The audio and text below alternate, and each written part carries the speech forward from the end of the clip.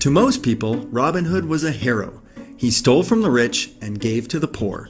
What could be a more noble cause? To take from the greedy who possess so much and give that wealth to the poor. While this narrative may seem like a story of justice, it is this mentality that the rich need to give to the poor that has gotten us in such a massive financial mess. Ironically, it is this idea that has created such a massive wealth gap between the rich and the poor. To understand this, we must examine the history of taxes. At one point in history, there were no taxes. Occasionally, there would be temporary taxes levied in order to pay for wars. The king or president would put the word out asking everyone to chip in. Taxes were levied in Britain for the fight against Napoleon from 1799 to 1816, and in America to pay for the Civil War from 1861 to 1865.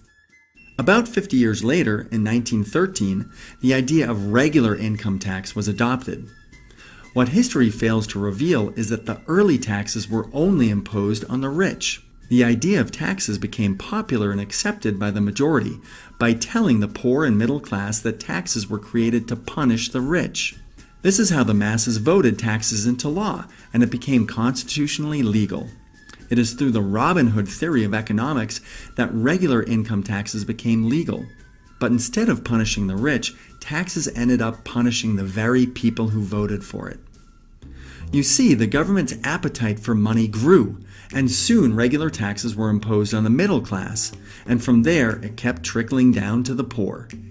However, the rich saw taxes as an opportunity because they don't play by the same set of rules. The rich knew about the power of corporations.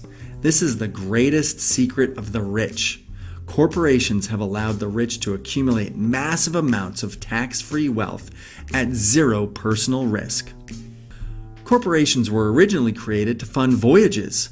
A wealthy merchant would put money into a corporation to finance the voyage. The corporation would then hire a crew to set sail to the New World in search of treasure. If the boat sank and the crew lost their lives, the corporation would take a hit and the merchant would lose their investment. Today, most people think a corporation requires a big group of people or a factory, but the reality is a corporation is nothing more than a few legal documents that form a legal body without a soul. So a corporation is not a real thing. It's only real in the eyes of the government. But corporations enjoy massive benefits when it comes to paying taxes and accumulating wealth. Here's the difference between how an employee pays taxes and how a corporation pays taxes. An ordinary employee works for a paycheck.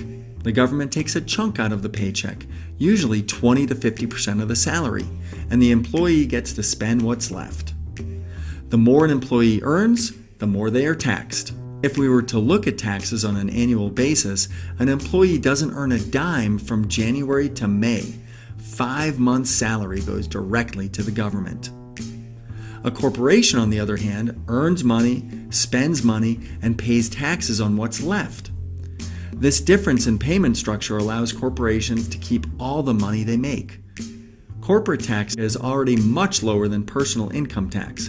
At the end of the fiscal year, corporations have a choice: pay taxes to the government or reinvest their money back into the corporation to make it grow. So at the end of the year, after all expenses have been claimed, there is no money left and corporations pay little to no taxes.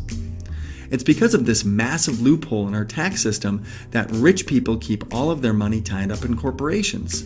They have all the control over their money, take none of the personal risk, and their wealth grows. So those who control corporations leverage the system to control billions. They don't have their cash just sitting in their bank account. It's all tied up in corporations. Most billionaires keep less than $1 million in their personal bank account, yet they have control over billions and can access the money through their corporations anytime they want. Over the last century, more and more legislation has been voted into law for higher taxes on the rich. And each time a new law passes, the rich just don't sit there and accept it. They use their financial literacy, power, and resources to keep control of their money. The burden of the tax then falls on the upper middle class, which in turn widens the gap between the rich and everyone else. But here's the good news. Anyone can start a corporation. Yes, anyone. even if you don't have a business idea. Create a corporation and you too can control your money and spend it before the government takes it. It is this knowledge that can get you out of financial stress and into a life of freedom. Don't use ignorance as an excuse to not become wealthy.